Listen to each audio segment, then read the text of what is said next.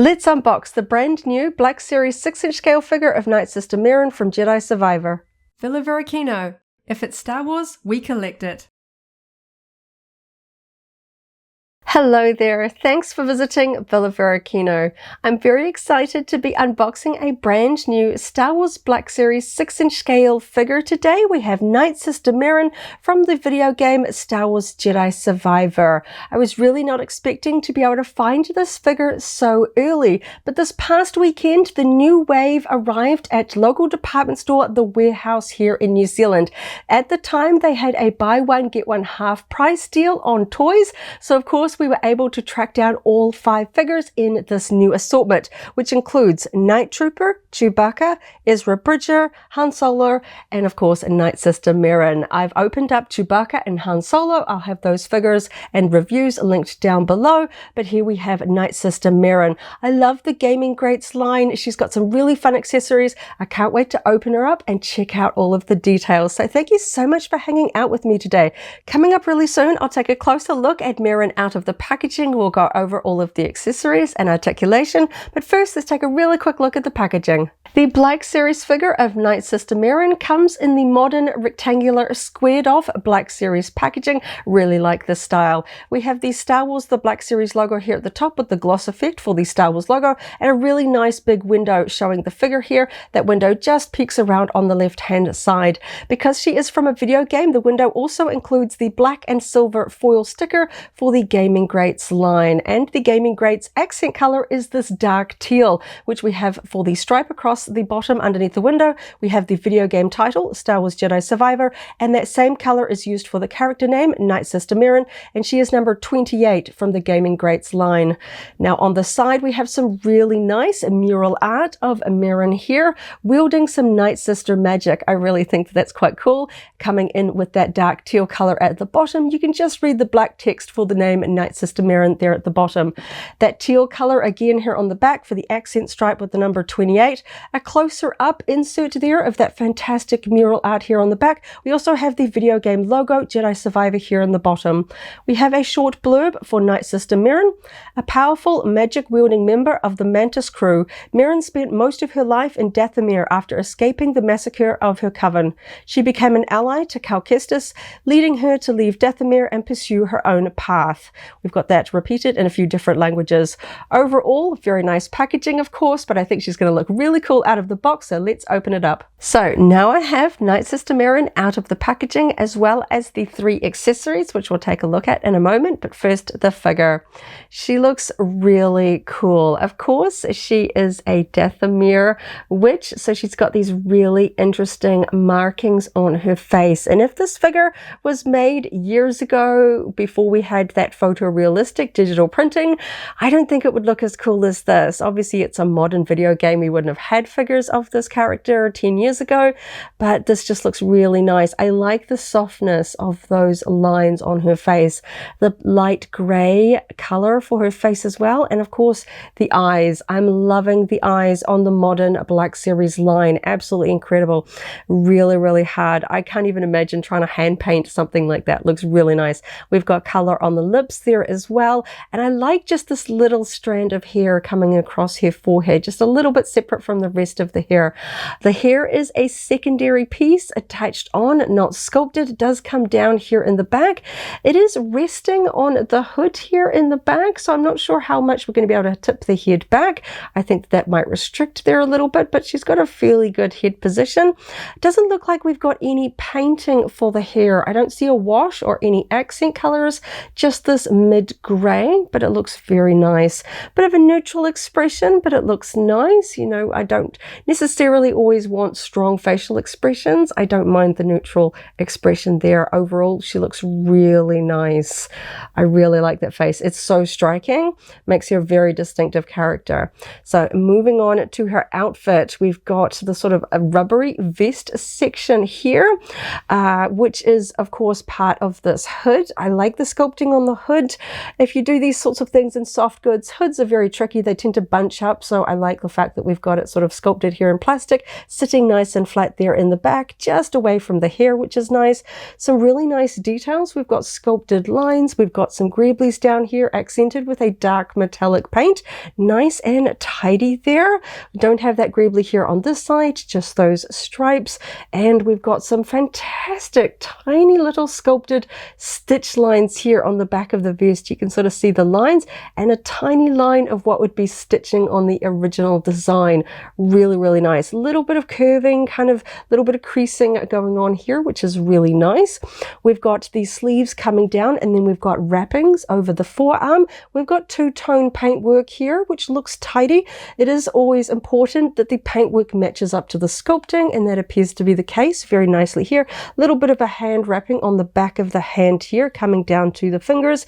Similar here on the same side, but we've also got this extra little bracelet detail where we have silver and gold details. Very, very small. It's looking pretty well matched up. Sometimes I can forgive Hasbro if those tiny, tiny details are just a little bit misaligned. This is looking really nice. We can see those little gold chunks there lining up with the sculpting, looking really nice. It goes all the way to the underside there of the wrist as well. Very, very nice. And of course, we've also got that gold necklace worn up high. The paintwork there looking again very nicely, lining up with the sculpting for that distinctive necklace piece. Now, here in New Zealand, it appears that this newest wave is a case of 6, and Merrin is the character that is packed twice. All of the other characters appeared to be packed in once. So I did have the fortunate experience to be able to find a couple of Merrin figures side by side. And the one thing that I did notice with the other figures, I chose this one because I noticed that the color of the black strapping section here on the torso, the black color had come down a little bit onto the red, and this one just has the tiniest little bit here. I'm looking very, very close up, but on the other figures that I decided not to purchase, the black had come down a little bit. That could have just been a little bit of a random thing with those particular figures. That might not be a case across the line, but I did take note of that little paint element because especially on the front of a character, the paintwork is very important to me. So I was glad that I was able to see a couple side by side, and I picked the one that I thought had the best paintwork. So just be on the lookout if you do have the fortunate experience to be able to find these in stores. I know a lot of fans these days do have to buy their Star Wars figures online where you can't see them before you buy, and that's always a little bit of a risk. So she's got this really neat red tunic here on underneath the vest section, comes up quite high under the neck. That looks nicely painted. It's got a very subtle vertical striped texture on it, which is really nice. And if you look at this sort of angle, you can see where we get the torso articulation. It's coming in just across the top of the belt. So this section of the red tunic is actually separate to this section. We've got the join hidden by this top belt. The two belts are sculpted as part of this lower tunic. You can see I can kind of wiggle that around. It is not over the top, but we do have some nice sculpted and printed details here. We've got the brown belt, we've got a dark metallic buckle here, we've got a gold medallion hanging here off her belt, we've got a pouch here. We do have some sculpted studs on the belt, but they are not accented with a metallic paint, and also the little straps here on the side doesn't have any painting there. I would have to cross-reference screenshots from the video game to see, but generally speaking, if there is a sculpted buckle, it shouldn't really be the same color as the leather. Hardware does tend to be metal, so we would have a metallic color like we have here. It is on the side, so it's not going to be too visible, but I do like to see tiny little metallic details where it is appropriate. Moving on to the back, again, no painted details here for the strapping and harness sections here on the belt. We've got some what would be metallic hardware pieces sculpted there, some domes, but we don't have any paintwork on there, just that plain brown for the belt. The brown comes up just a little bit higher than the sculpting here in the back, but it is the back. We've got the sheath section here for the short blade that we're going to be able to insert there. It's got an interesting Nightsister emblem here, sort of stylized emblem here on the sheath, and it is hollow, so we'll be able to put the accessory in there as well. Moving down, pretty plain pants. Interesting that once again we don't have a thigh swivel cut across on this figure. I kind of understood it for the Han Solo figure in the Wave. He has the Corellian blood stripes, so swiveling the thigh distorts those striping markings, which would throw off the figure visually. And Chewbacca also doesn't have the thigh swivel, but again, that Wookiee fur does cut across and look a little bit funny, but she has plain pants. And indeed, she even has sort of sculpted lines here, sort of stitch lines on the pants. So I don't think that a thigh swivel here would be too distracting, but very interesting that Hasbro has chosen not to do it for this particular figure. I will test out articulation shortly. We've got extra details around the knees, which does a pretty good job of sort of hiding the articulation here at the knees. We kind of got this sort of kneecap section coming down, and then we have brown boots. A lot of details here. That same Nightsister emblem on the back of the sheath here appears on the top of her boots here.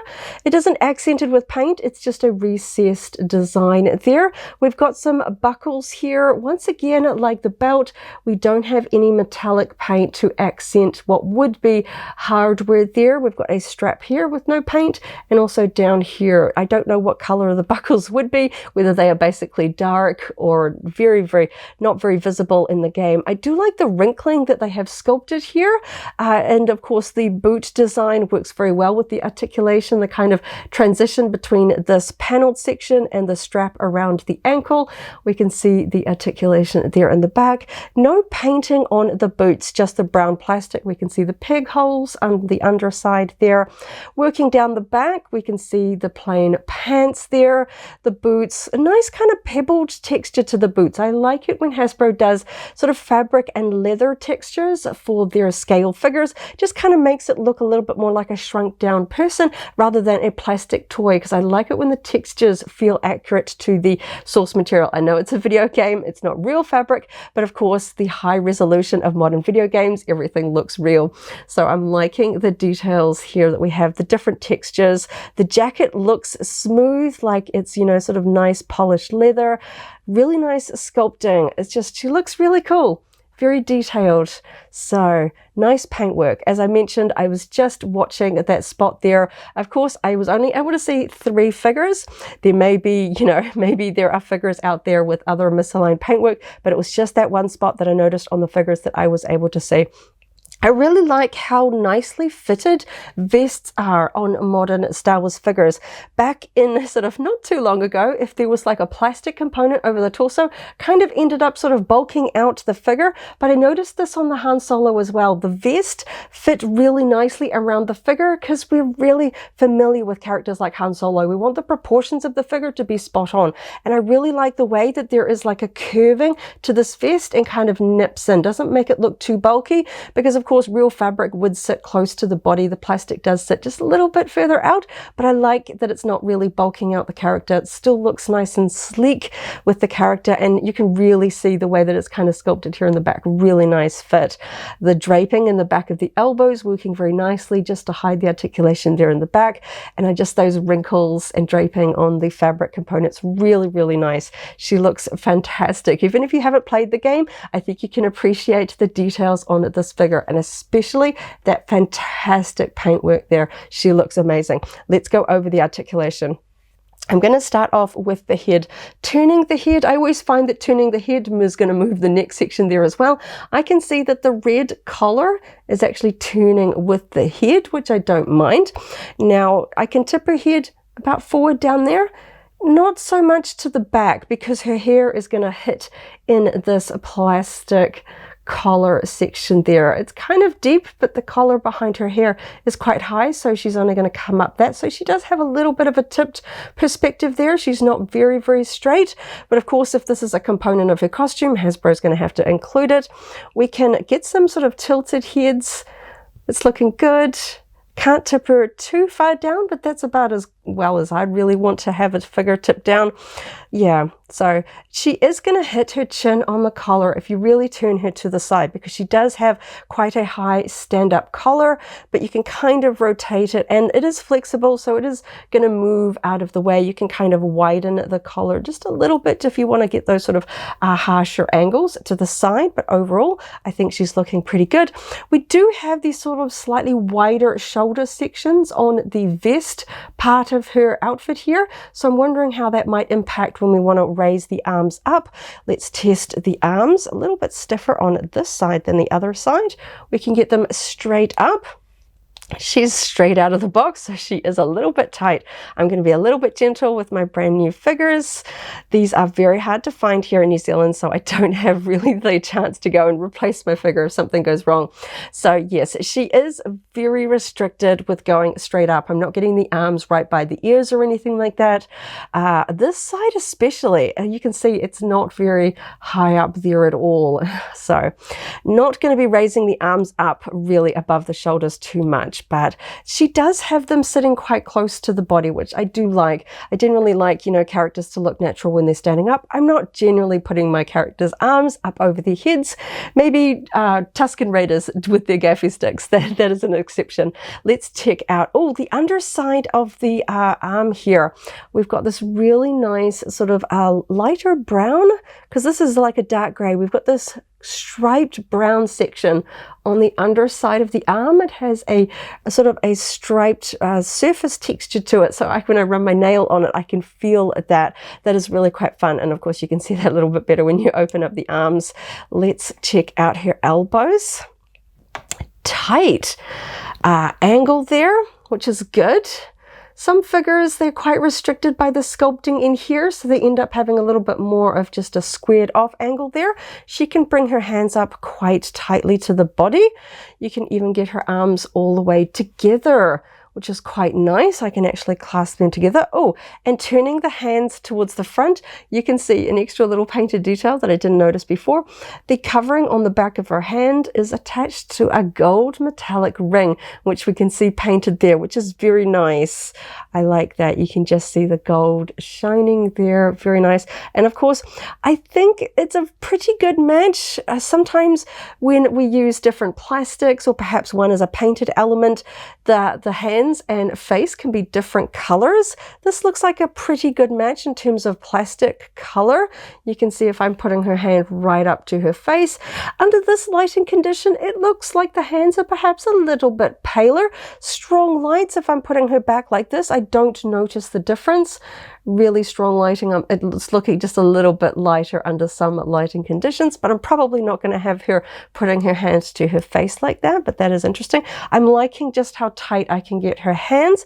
She does have a large spear, so I'm going to want to do a two-handed position. Let's test out her hands, because we're really going to want to be able to move her hands around. So we've got round and round at the wrists. Now, just checking to see if we have like it's very tight. I don't like stressing the hands on the, you can just see the gold bracelet coming up under here on the wrist, but there is a little bit of wiggle, but there isn't like a cut-in sort of rocker. Sometimes you get those rockers on the wrists. She just wants to rotate. There's maybe like a little bit of wiggle, but they're very tight. I'm not sure that I'm going to get a lot of this kind of movement with her hands. And if I'm sort of giving it a gentle push, I feel like I'm moving her just forearm more than I am actually moving her hand. Same on this one, not really getting a side to side either. So a little bit restricted around the wrists there. You're not going to get really tight angles there, which is perhaps a little bit of a shame, but her arms themselves do move very nicely. Let's test out her torso. So we've got that cut across kind of low. Some figures we've got it up a little bit more sort of mid-torso. Oh, that was a bit of a creak. She's not clicky. It's stiff, but she is moving, and there isn't stopping points. She's just gliding. Of course, this is a little bit of an unnatural one, but I do like to test to see if there's a bit of a stopping point. I can twist her all the way around, and there isn't like those click, click, clicks. She's just moving slowly side to side, which is nice. We can move her forward and back. If I move her back, it doesn't expose a smooth section. That horizontal striping of her tunic is continuing down. I'm not exposing anything there. If I fold her forward, we get the same thing there in the back. It's not exposing any sort of weird glossy plastic sections. It's fully sculpted there, which is nice. I don't like to see sort of the toy sections being exposed if I want to sort of play with the articulation. And she's actually got quite a lot of side to side wiggle here as well. Once again, not really exposing anything. Of course, I'm playing with extreme angles, so I wouldn't you know, be annoyed if I were exposing anything, but very nice there. So a lot of sort of wiggle there at the torso section there. So let's test out the legs, because we don't have a thigh swivel. So first things first, we test out the hip articulation. You can see it there. We have the barbell style articulation there, so we can get quite a wide angle there with the legs. I'm not going to be putting her on a dewback or a creature or anything like that, but you know, we do want to get some interesting poses. So let's go out to the front, high kick, out to the back. We can get to about there. That's actually pretty reasonable. Okay, so in terms of, I can kind of get about this kind of wiggle at the hips before I feel like I'm kind of stressing it a little bit.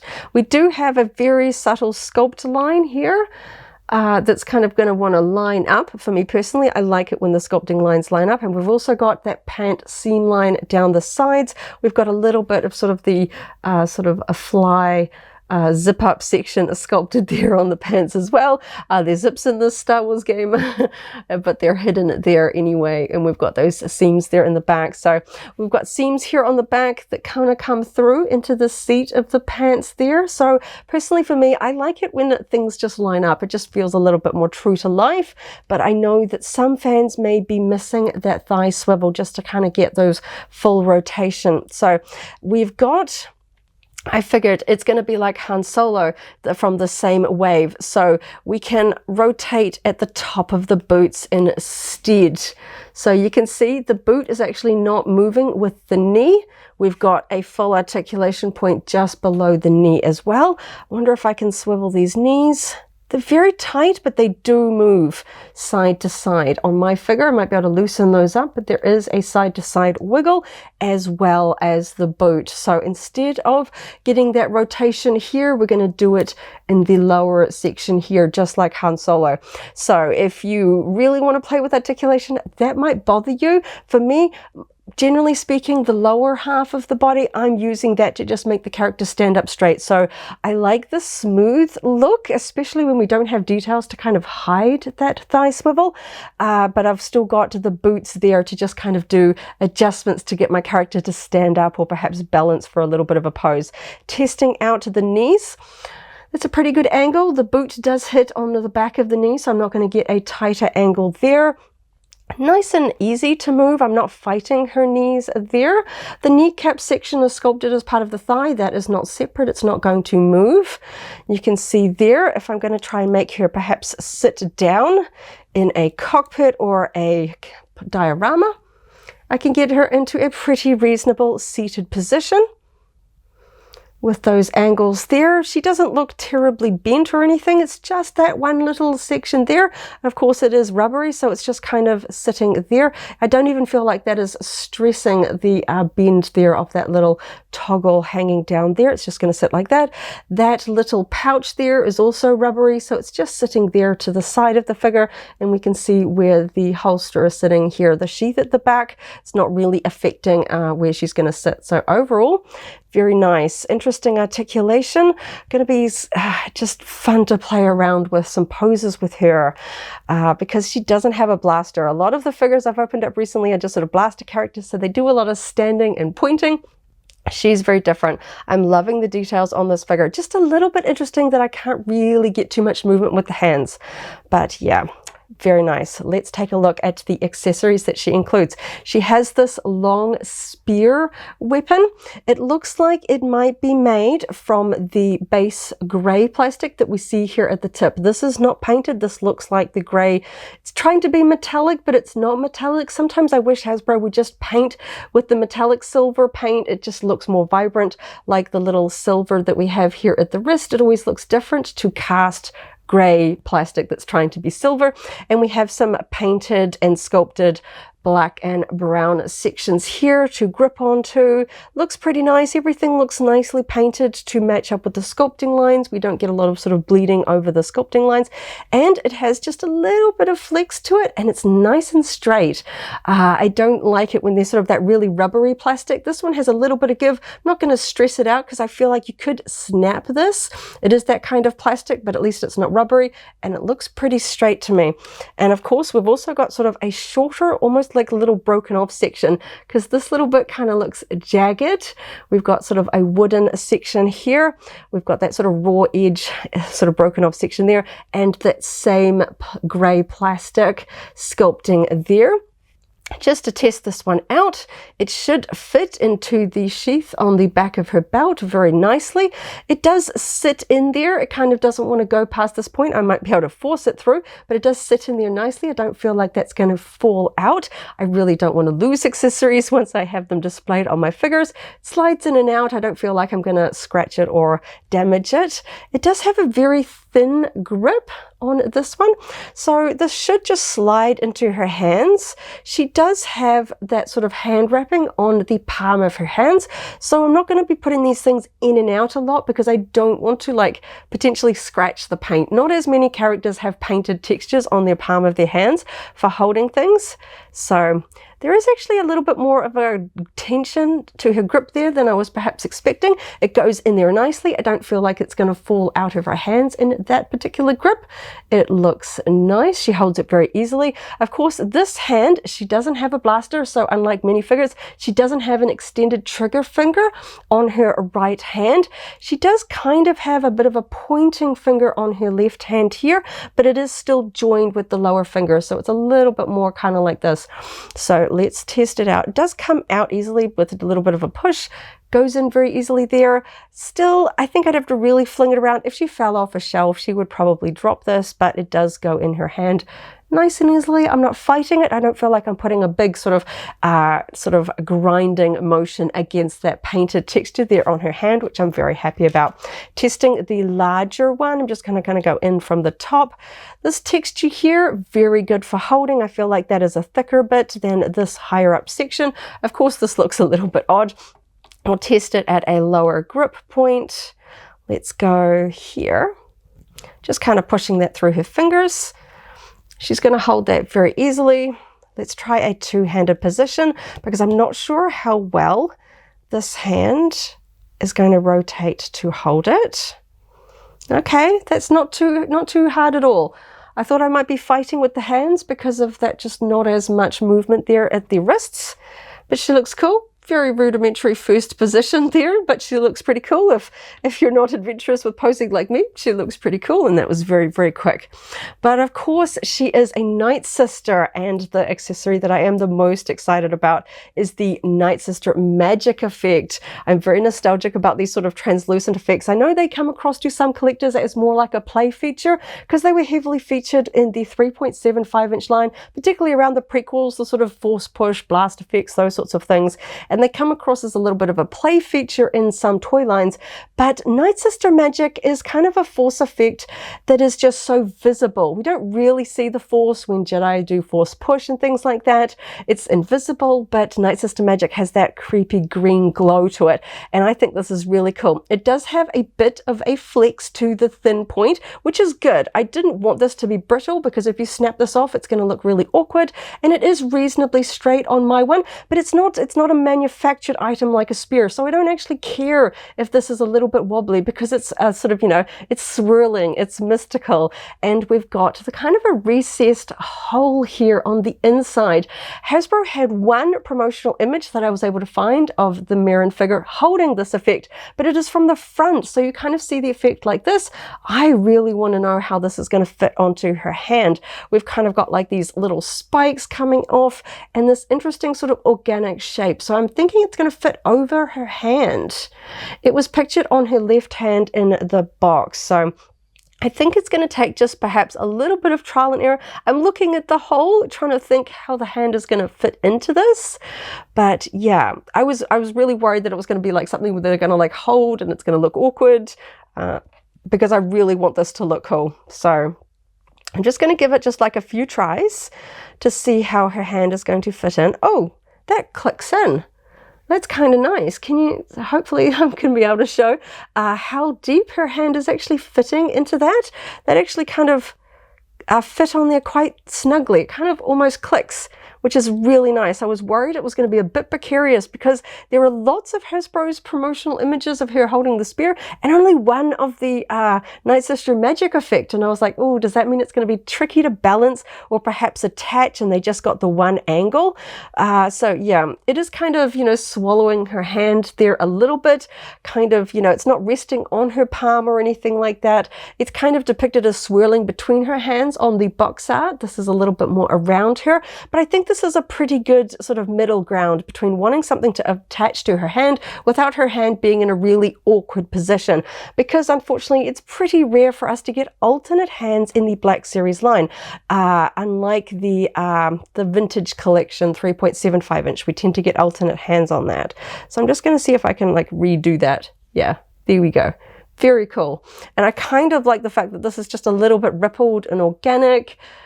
Very, very cool. I thought that was going to be so important to have Merrin doing that because we don't often get Nightsister Black Series figures, let alone Nightsister Magic Effect. So I know this kind of accessory won't be for everyone, but if you really like it, I think that that looks cool. I'm definitely going to work on poses though. She's looking a little bit awkward, just kind of firing it off from the elbow there, but she looks fantastic. Really, really cool.